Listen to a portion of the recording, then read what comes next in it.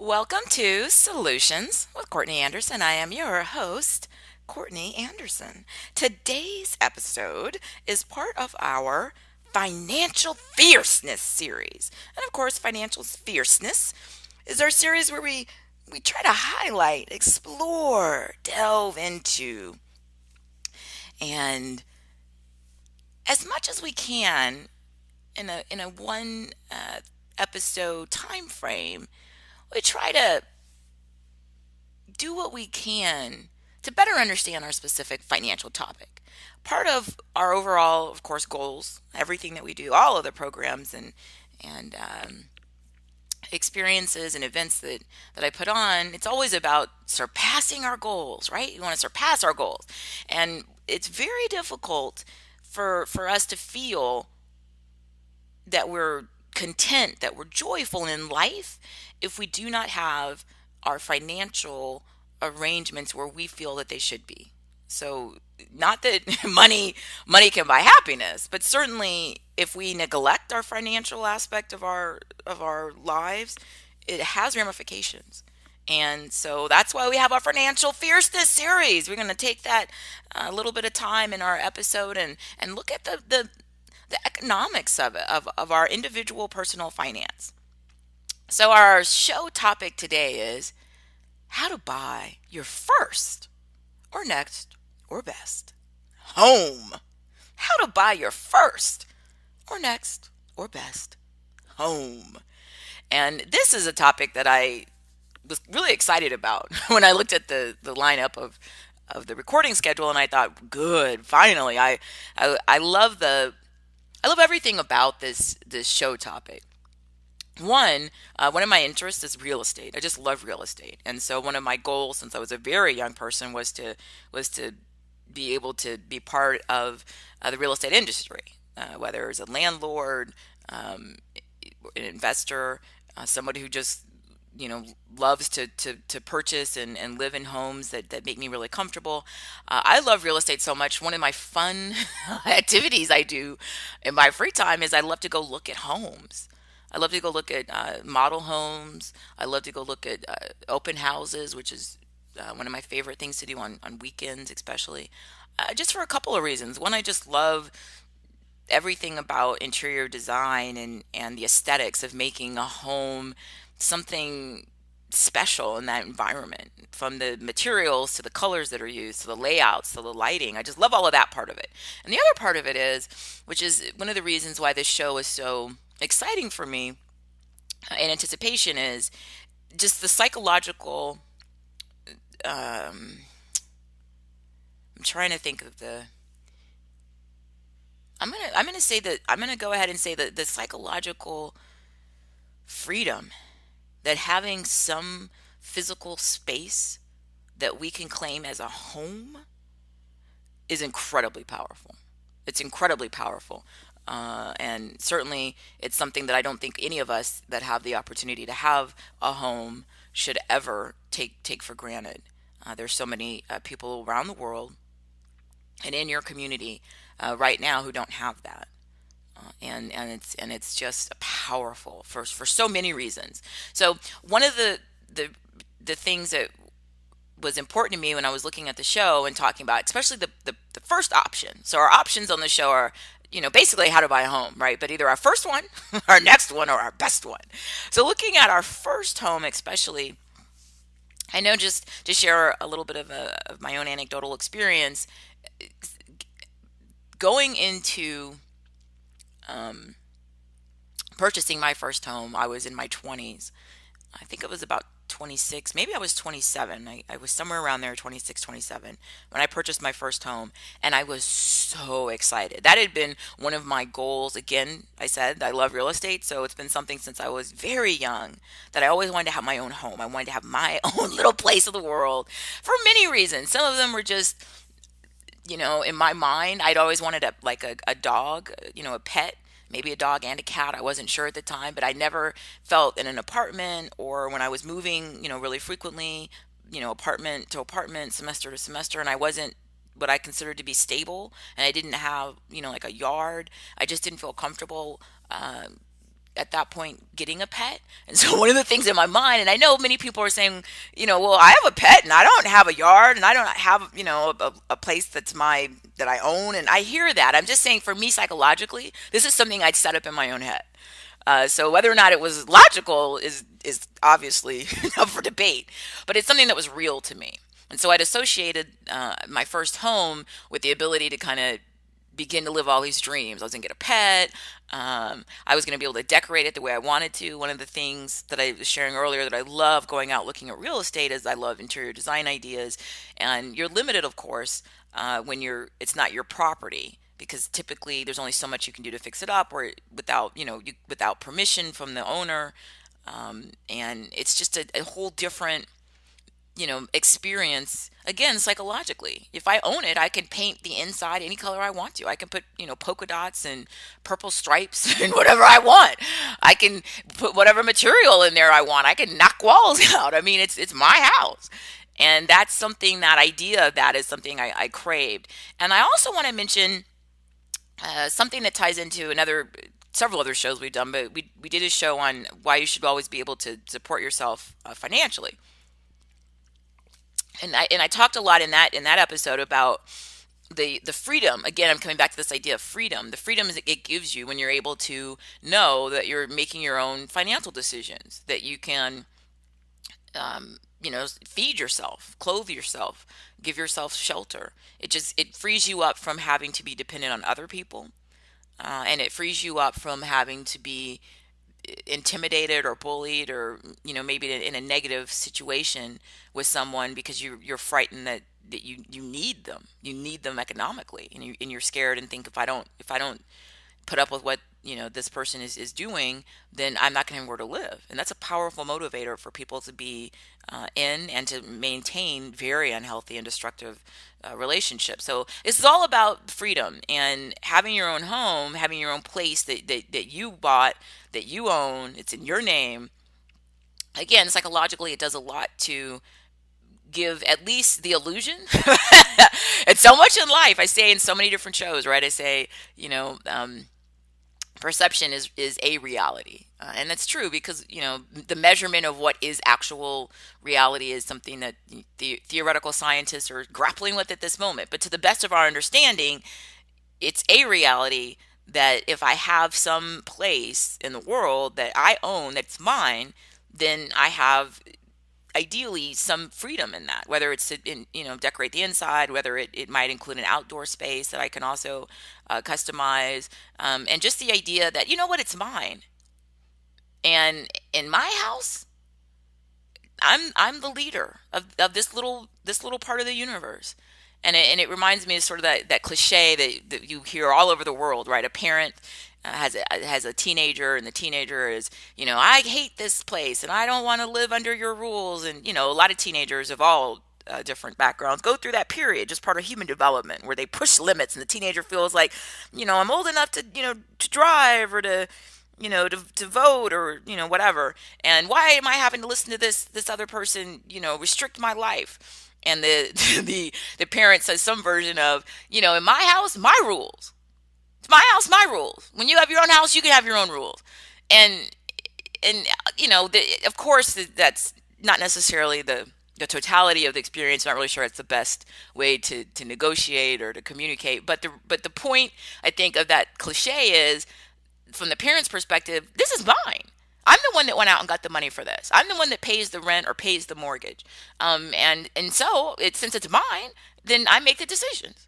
And I think when I went into buying my first home, there was a lot of that. I wanted to be able to have that position. I didn't have children then. I don't have any children now, but just the idea, this is my house, mine. So if I don't want somebody to come in here, I don't have to ask, a roommate. I don't have to ask the person whose house it is that I'm, living in, whether it's a relative or a friend. This is my house. And there's something, again, psychologically to that, that's, it's a cliche, but it's empowering.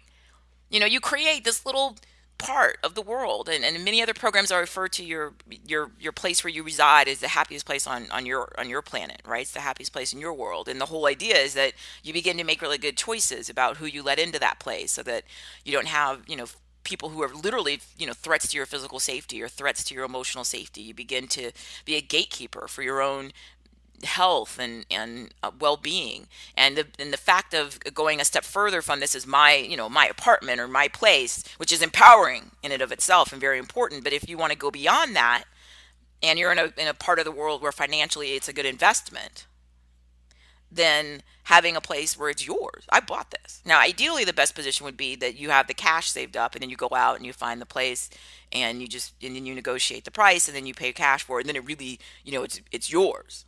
Other than you have to keep paying, whatever local taxes are attached to the property. Other than that, it is yours.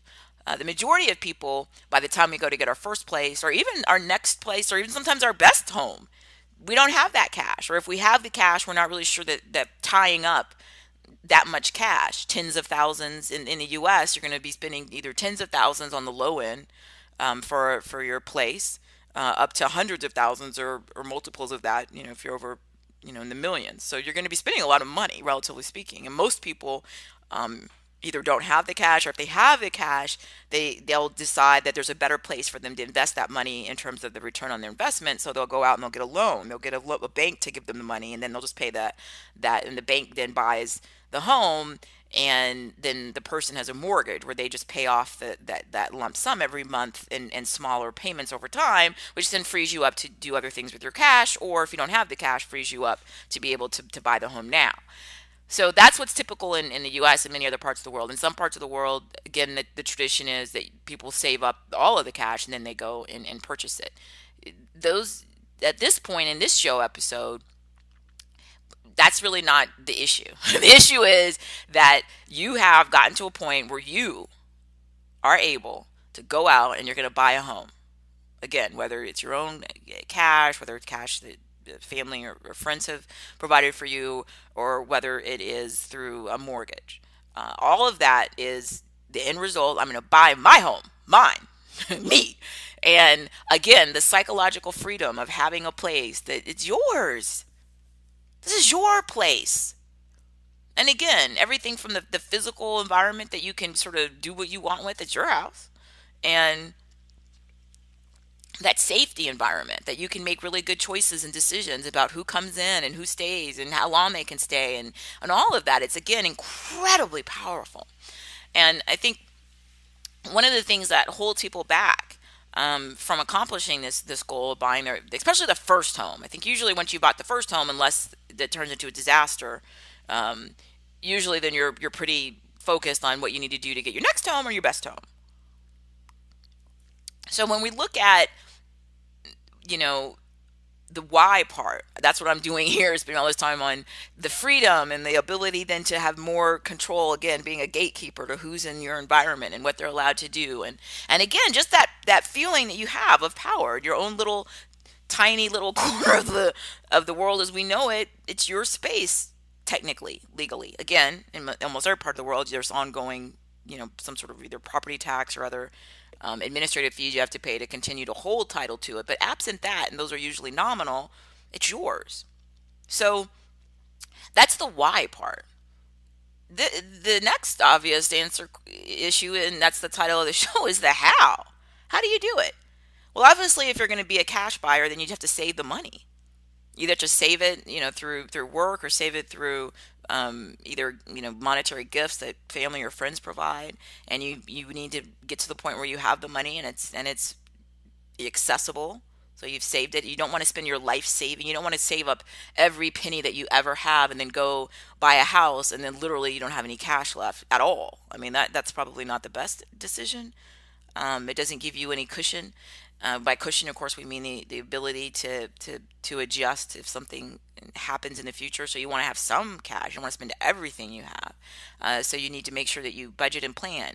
If it's something where you're going to be getting a mortgage, and this is something that I've done, then you're going to need to ensure that you have all the pieces that you need to have some bank, some lender approved to loan you tens of thousands or hundreds of thousands or multiple hundreds of thousands into the millions of dollars. How do they do that? Well, we did a whole couple of shows on credit scores, so that's going to be a lot of it.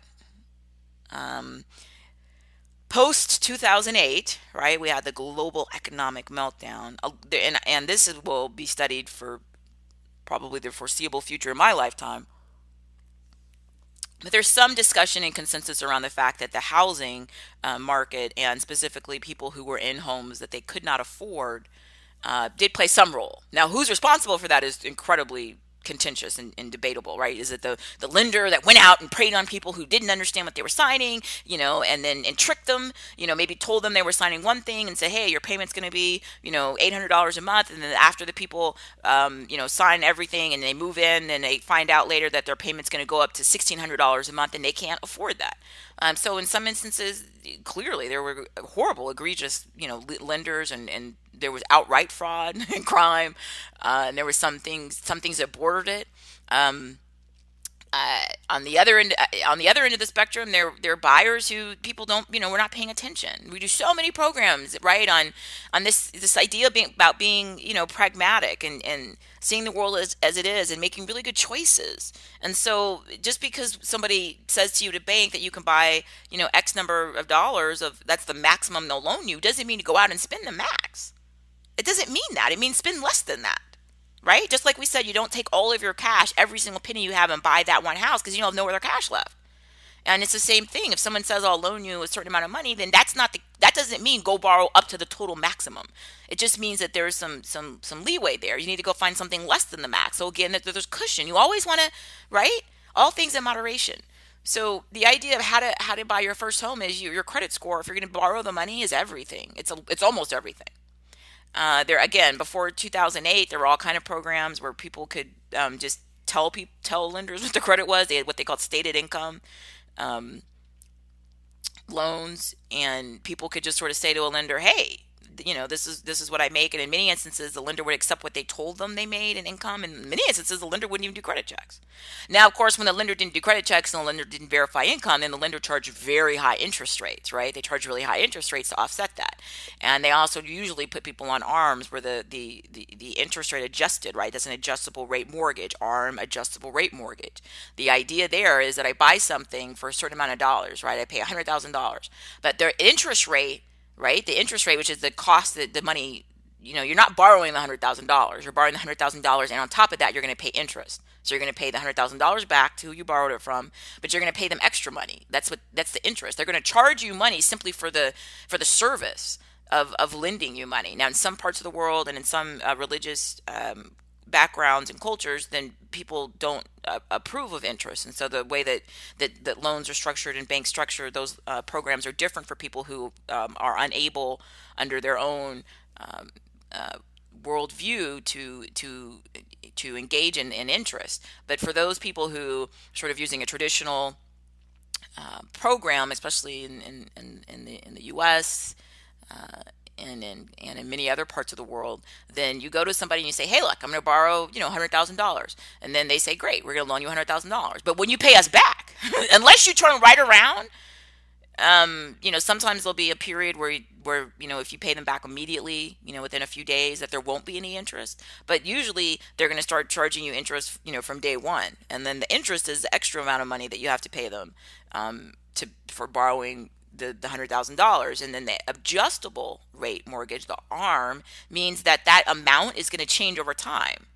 And usually, what we saw in the 2008 meltdown was that when it changed, people couldn't pay a higher mortgage, because a lot of people go to, when they borrow money for buying their house, their first house, their next house, or their best house, especially your best house, right? That's your dream home or some version of it. At that point you're thinking, well, what? Your first house, usually you're just so really excited to get a place. I know me. I was just excited to have anything. And I was living in like a one bedroom apartment. So like a house, any house was like awesome. I was just so excited. Like it was all awesome, right? And I still have that house. I've held on to that as a rental property for many, many years. And so, and I still love it. Just all the joy and excitement and everything, getting that first house. But later in life, typically people have higher standards when they go to get their next house or their best house. And then they start wanting more and more and more. I want more space. I want more upgrades. Just want more, right? Because it's your dream.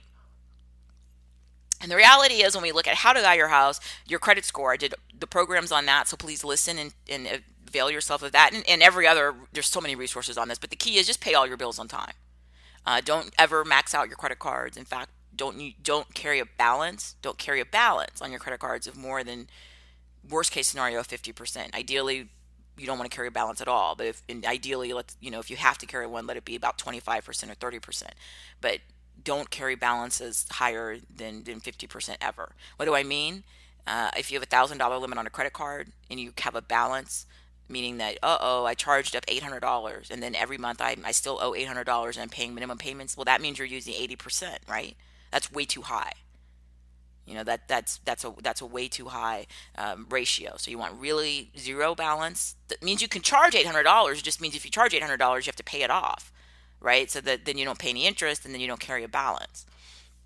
Okay, so your credit score is a big part of it, and then you want to make sure you're not spending all of your cash. So you want to have, no matter whether you borrow money or not, you still need to not spend all of your cash. Some people get to a position where they say, I'm going to buy a house, and the down payment for the house is $3,000. And they save and they save and they save and they get to $3,000, but they literally actually only have like $3,000. And they're going to take every penny that they have of cash to get into that house to pay the down payment. The problem then is after you're in the house, and you got to buy curtains. And when it's a house, you got to buy more than you do usually an apartment. It might not have all the appliances. You're going to need a refrigerator. And it's like you spend all your cash getting in the house. So again, don't do that. You need more cash than you're going to spend, whether it's, buying the house outright, or it's buying, or paying for the down payment and the closing costs. So how you buy your house to be prepared if you're going to borrow the money is your credit score needs to be pristine as you can get it. You need to save cash because you're going to need to pay some money down for closing costs. And the closing is what it sounds like. It's okay. I find the house I want. This is in the U.S. and in many parts of the world, but definitely in the U.S. real estate. I see the house. This is it. It's beautiful. It's my dream for either my first home, my next home, or my best home. Yay! You make an offer. In the U.S., you literally write on a contract the offer. And if the person says, if the house says, for sale, $100,000, your offer will be, I'm offering to buy your house, and you put a price. It could be the same price that they have listed, 100,000. It could be more than that, especially if you're in a competitive market where there are a lot of people putting offers on a house, and you really want it. Then you need to bid higher usually. And sometimes if there's not a lot of other buyers or any other buyers with offers, and you're trying to get a good deal, then you're going to offer less. And then you put your offer down. You submit it to the seller or their representative, which usually it's either a real estate agent. The real estate agent or the seller themselves looks at the offer and says, yes, this is perfect. I accept the offer. And then they're going to go over and you're going to sign a contract to purchase the home. And it's going to have all the basics in there, right? How much you're going to pay, what day you're going to close on the house. If there's any conditions, in other words, do you want an inspection on that home before you close? I strongly suggest the answer is yes. That's where you go out and you hire an independent professional who knows all about property, and they go through and they do what's called an inspection, and they're going to basically go through the entire property and write this really nice report and tell you, this is what I perceive, the status of this the heating system to be. This is what it looks like, the plumbing system. I'm not at all a construction expert, and I know what I don't know. I strongly advise that you get inspections. I also strongly advise that you do not fall in love and share your love for a property with anybody. So if you really, really, really, really, really, really want something, and people know that in business, and usually they're going to use that to their advantage to negotiate better terms. You want to always be aware that until you close on a property, it's not yours. And a lot of times people get emotionally invested in something, in a house, and it's not yours yet. So I myself, when I'm buying a property, I do fall in love, and I dream about it, and I'll sit with the floor plans and imagine where my furniture is going to go. And I mean, I get really into this, right? But I still understand that until I've closed, meaning that you go to a place, usually like a title company, and you sign all these documents, and there are a lot of them when you buy a property. So it's paperwork about if you're going to borrow the money, the terms of that. It's paperwork about, the deed to the property and how it'll be titled. Do you own the property yourself? Typically, it's called fee simple absolute. That's how I own my properties, because it's just me. But maybe if you're going to buy some property with another person, maybe you're maybe your family member, maybe your spouse. That's going to be a different type of ownership, because you won't own 100% of it. Maybe you'll only own 50% of it. And there's a whole bunch of different rules that are going to kick in depending on how the property is held, how it's titled. So how do you buy your first house? First you have to make a decision. Are you going to buy a house? That's the biggest part of everything in life, right? I'm gonna make the decision. Once you make the decision, I'm going to buy a house. Even if you don't have any money and your credit's horrible, that's fine. You've made the decision. Now all you have to do is execute. That's the easy part. You can buy a house with not great credit. You're just going to have to pay a higher interest rate. And if you can afford to do that, meaning your payment's going to be higher, right? Every time the interest is higher, then the monthly payment's higher.